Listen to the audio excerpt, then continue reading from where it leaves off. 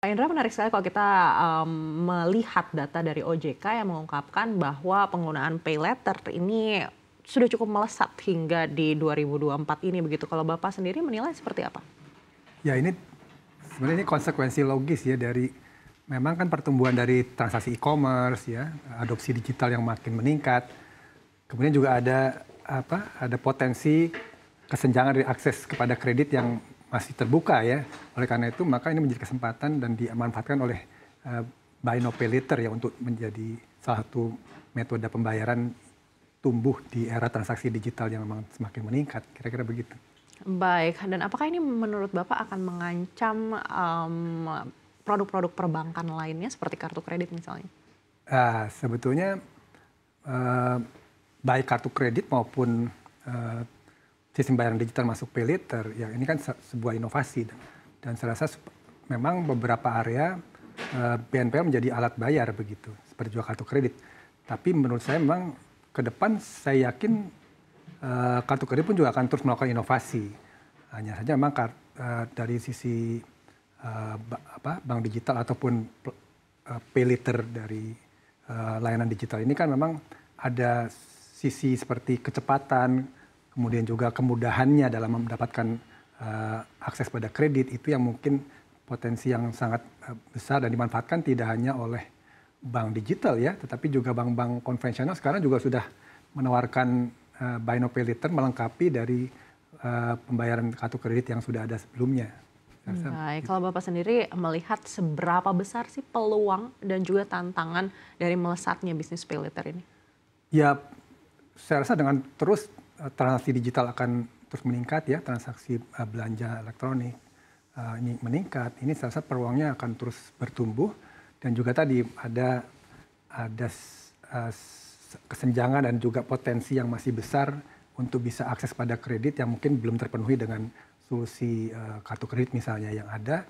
Ini menjadi peluang bagi tumbuhnya buy now pay later. Itu dari sisi peluangnya, tapi juga dari sisi karena ini produk baru ya.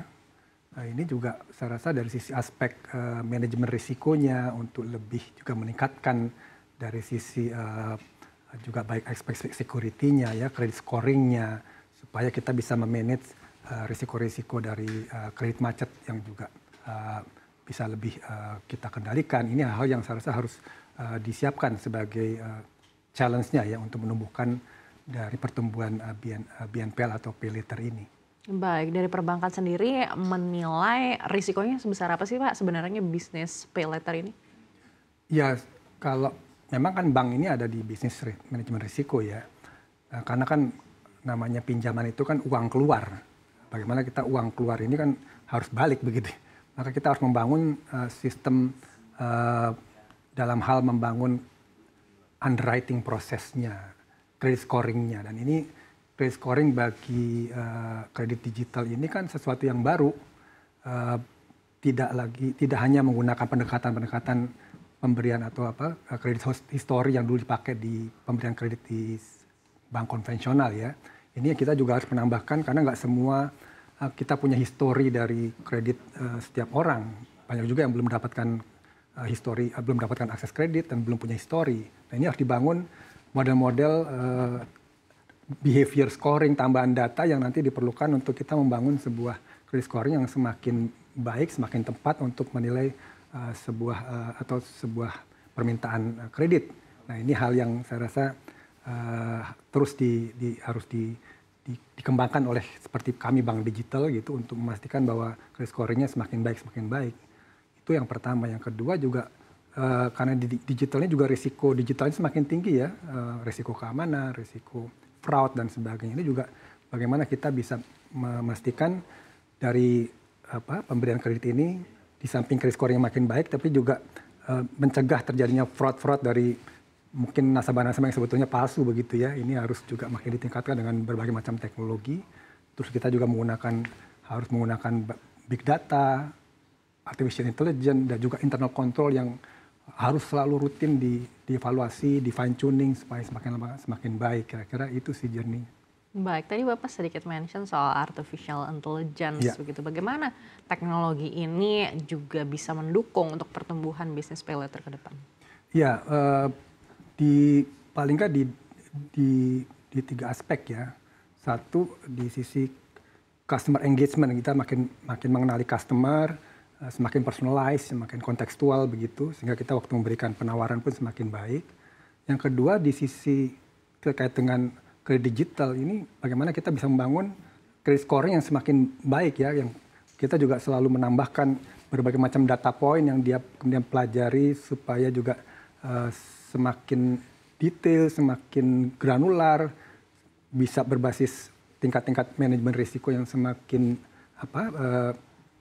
semakin detail, semakin segmentasinya semakin mikro begitu, itu dibantu oleh AI sehingga kita bisa membaca pattern-pattern yang anomali atau ada peningkatan risiko dengan lebih cepat, memperkuat sesuatu yang mungkin ini berisiko kita perketat, ini diperlonggar dan sebagainya. Itu adalah hal yang juga dibantu di sisi credit scoring. Berikutnya adalah di sisi untuk anti fraud ya, supaya kita juga bisa menekan fraud kalau ada anomali langsung kita bisa deteksi. Nah itu hal yang bisa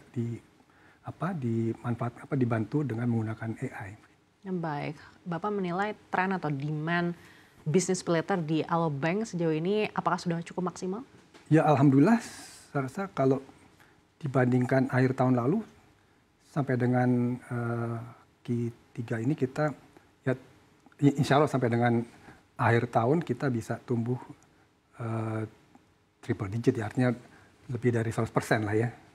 Ini yang saya lihat sudah di jalan yang benar, sudah sebagai bank digital ya harus menumbuhkan kredit digitalnya ya, dan kita juga tadi dari aspek tumbuh tapi tumbuh secara sehat ya, tumbuh dengan resiko yang bisa kita terima ya. Ini kan pertumbuhannya didorong tinggi tapi juga risikonya harus bisa kita mitigasi, kita tekan pada level yang bisa kita terima itu.